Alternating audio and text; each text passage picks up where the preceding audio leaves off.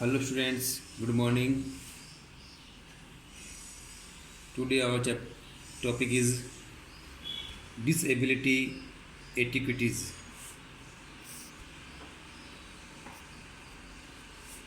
यानी जो डिसेबिलिटीज़ बच्चे हैं उनके साथ में कैसा शिष्टाचार व्यवहार करना चाहिए, किस प्रकार से बातचीत करना चाहिए, किस प्रकार से उनकी देखभाल करनी चाहिए, उसके बारे में हम पढ़ेंगे. Disability etiquettes is a set of guidelines dealing especially with how to approach persons with disabilities.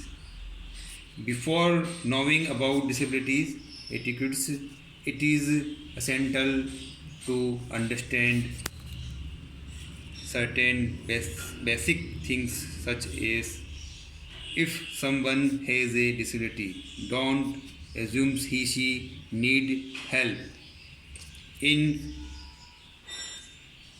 In fact, adults with disabilities want to be treated as independent persons. So offer help only if the person with disability seems to need it. Okay.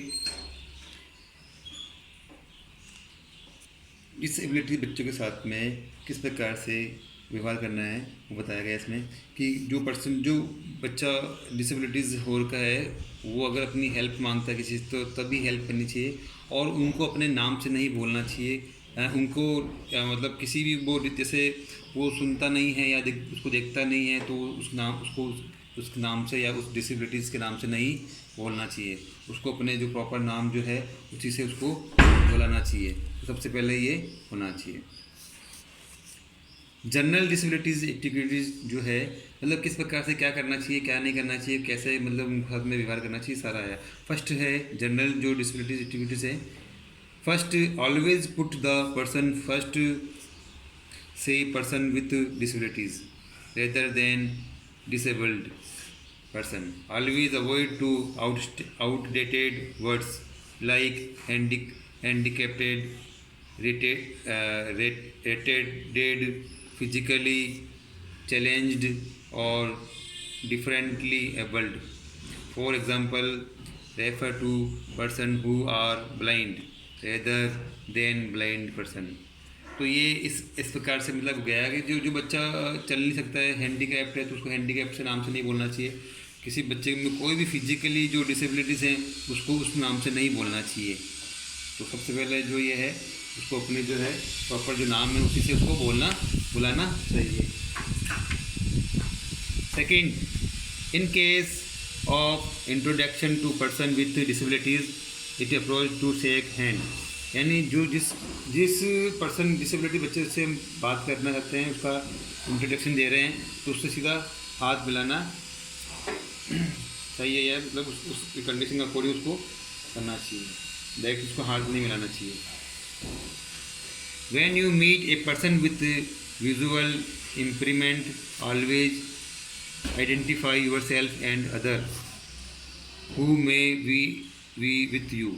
यानी जिस person से हम बात करना चाह रहे हैं उसी जो अंदर है उसको दिखता नहीं है तो उसको डायरेक्टली मतलब उसको कम दिखता है तो उसके सामने बैठ के उनसे बात करना चाहिए बराबर. इधर उधर उसको मतलब परेशानी नहीं हो बात करने में, तो वो हो अपना जो डायरेक्शन है उसी समय सामने होना चाहिए. इधर उधर जो देखने का करने का वो नहीं होना चाहिए. सेकेंड, फोर्थ, लर्निंग और hanging on a person wheelchair should always be avoided because such act is generally considered annoying. In fact, the chair is the part of the person body space of the person who use it. Wheel chair पर अगर वो व्यक्ति बैठा है disabilities तो उसको उस wheel chair को छूना नहीं चाहिए. उसके मतलब उसको पास में जाकर उसको मतलब परेशान नहीं करे, ऐसा मतलब नहीं होना चाहिए. कोई भी उसको हाथ रख रहा है या उसको हाथ रख के बात कर रहा है, उसके शोल्डर पे या कंधे पे बात कर रहा है या उसकी व्हील चेयर पर झुक रहा है, व्हील चेयर पे उसको वेट दे रहा है या उसको डिस्टर्ब कर रहा है, तो ऐसा नहीं होना चाहिए. तो ये जनरली डिसेबिलिटीज़ एक्टिविटीज़ है वो हमें करना चाहिए. ये कॉमन जो है जनरल बातें हैं. Okay.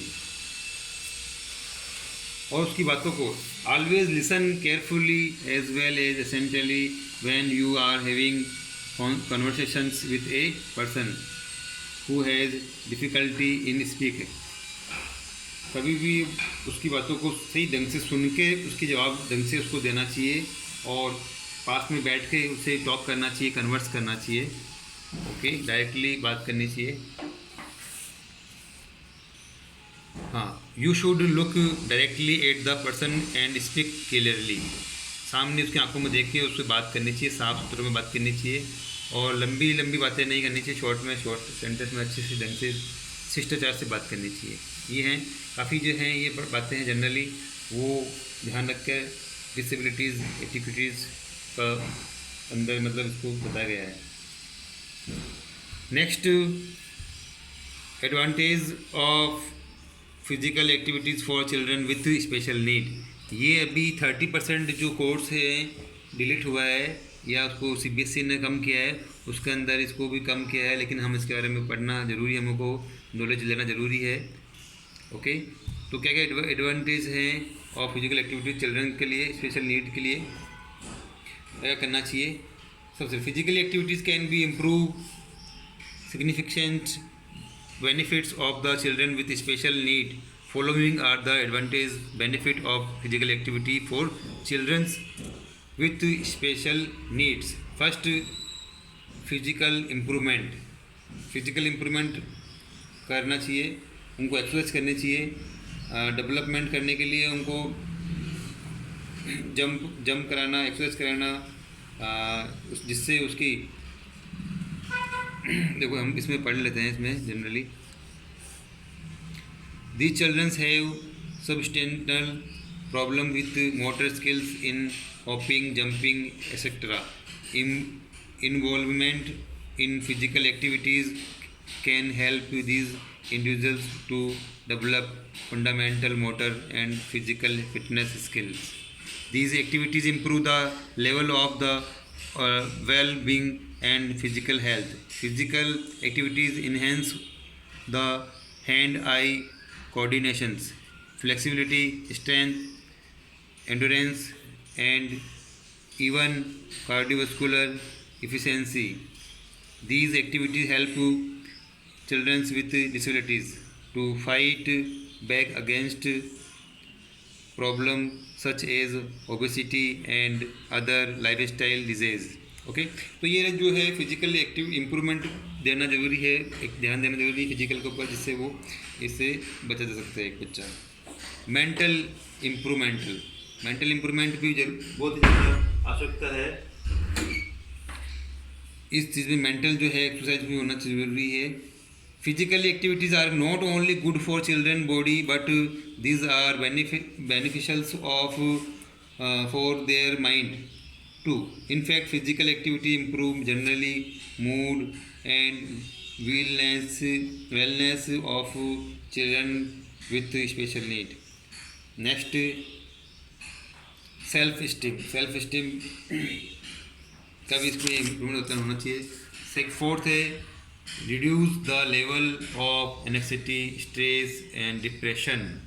Okay, next, connective benefits improve social interaction. Next, better emotional and psychological health. Next, reduce risk of health complications. Okay, तो ये है जो है स्पेशल नीड के लिए जो है बताया गया कि किस प्रकार से इनको एडवांटेज है बच्चों के लिए या डिसेबिलिटीज़ के लिए वो करना चाहिए। लास्ट जो पॉइंट है अपना आज का वो है strategies to make physical activity assemble for children with special need, यानी विशेष जरूरतमंद बच्चों के लिए शारीरिक क्रियाओं का निर्धारण किस प्रकार से किस तरीके से किया जा सकता है। फर्स्ट है मेडिकल चेकअप के द्वारा उनको time to time medical checkup कराना चाहिए और मेडिकल चेकअप कराने से उसकी मतलब जो भी है डिजीज़ है उसके बारे में पता हो जाता है, और उसके बाद में ही बच्चों को इस शारीरिक क्रियाओं को निर्धारण करना चाहिए कि किस प्रकार से वो बच्चा कौन सी चीज़ को, वो गेम्स को कर सकता है, कौन सी एक्टिविटी को कर सकता है। तो मेडिकल फर्स्ट टू है मेडिकल चेकअप कराना। Okay, next, physical activity must be based on interest of children. जो भी डिसेबिलिटीज बच्चा है उसका इंटरेस्ट कौन से गेम में है, किस चीज़ में है, उस चीज़ को देखते हुए उसको गेम को या उसकी एक्टिविटी को लेना, सेलेक्ट करना चाहिए। तो ये विशेष ध्यान रखना चाहिए कि उसका इंटरेस्ट किस में है और वो क्या करना चाहता है, उसका उसकी जो है क्या हॉबीज़ है उसका अकॉर्डिंग।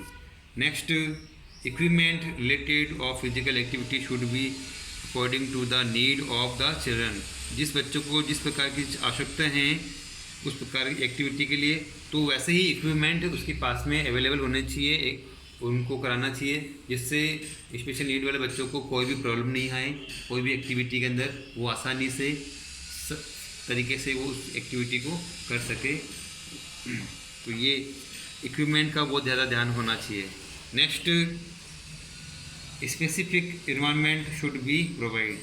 एनवायरनमेंट का भी बहुत ध्यान होना चाहिए, अच्छा स्वस्थ, और जो है जैसे कोई गार्डन है या कोई स्टेडियम है तो वहाँ पर जो सुविधाएं होनी चाहिए, और एनवायरनमेंट साफ़ सुथरा होना चाहिए, उतरने में चलने में उनको कोई प्रॉब्लम नहीं आनी चाहिए। तो ये जो है मूवमेंट करने में कोई प्रॉब्लम नहीं चाहिए, रिलैक्स होना चाहिए बिल्कुल। जैसे मतलब एक फ्लैट या ग्राउंड में ही होना चाहिए, कहीं ऊपर बिल्डिंग में कहीं भी ऐसा मतलब ये ऐसा नहीं होना चाहिए, और इन्वायरमेंट साफ़ सुथरा होना चाहिए। Next, A variety of different instrumental stages should be use. बच्चों को सिखाने के लिए अच्छे से अच्छी चीज़ों को इम्प्रूव लाना चाहिए, अपॉर्चुनिटी देनी चाहिए उनके लिए, और लर्निंग मतलब जो भी चीज़ सिखाते हैं उसके लिए उनको पहले से उनको ट्रेनिंग देकर उन एक्टिविटी को स्टार्ट करना चाहिए। Next, rules should be modify according to the need of children with disabilities. ऐसे रूल्स होने चाहिए जो बच्चा आसानी से उसको कर सके, आसानी से फॉलो कर सके, सिंपल सोबर होना चाहिए, जिससे बच्चे कोई प्रॉब्लम नहीं आए एक्टिविटी में, फिजिकल एक्टिविटी में कोई भी किसी भी प्रॉब्लम नहीं चाहिए। उनके रूल्स होने चाहिए उनके according. Children's previous experience must be taken into considerations for making physical activity more accessible for children with special need. The concerned teacher, children of physical education should be comprehensive, understanding the knowledge of children's previous experience about the physical activity.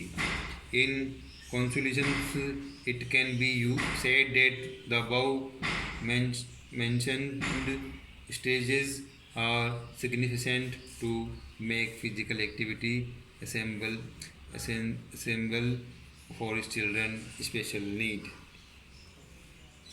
तो इस प्रकार से उन बच्चों को ये सुविधाएं प्राप्त करानी चाहिए, जिससे वो बच्चे पहले से उस चीज़ को जो ट्रेनर है वो पहले से उसका चीज़ का बहुत स्पेशलिस्ट हो और उसको पूरी नॉलेज हो, तो उस चीज़ को ही उसके लिए अच्छा सा बेस्ट से बेस्ट उनके लिए लगाना चाहिए, और उनको नॉलेज होनी चाहिए फुल ऑफ इस चीज़ की। तो ये है किस प्रकार से बच्चों को स्पेशल नीड जो है उनको होती है डिसेबिलिटीज़ के लिए, कि ये उनको आवश्यकताएँ होती है, ये कराना होता है। तो आज का जो चैप्टर है हमारा चैप्टर 4 ये कंप्लीट होता है। इसमें मैंने सारे पॉइंट आपको मैंने समझाए हैं, इसको आपको समझना है, पढ़ना है, याद करना है, लिखना है, और उसके बाद में क्वेश्चन आंसर करेंगे। उससे पहले जो भी मैंने चैप्टर पढ़ाए हैं उसके भी आपको क्वेश्चन आंसर करना है, आपको घर पर पढ़ना है डेली, पढ़ने के साथ साथ एक्सरसाइज भी करना है और फिजिकली फिट भी रहना है। इसके साथ में आपको जो भी सब्जेक्ट हैं उनको सारा आपका जो कोर्स है उसको आपको रिवाइज करके और उसको तैयार करना है, नोट्स बनाना है। Okay, bye.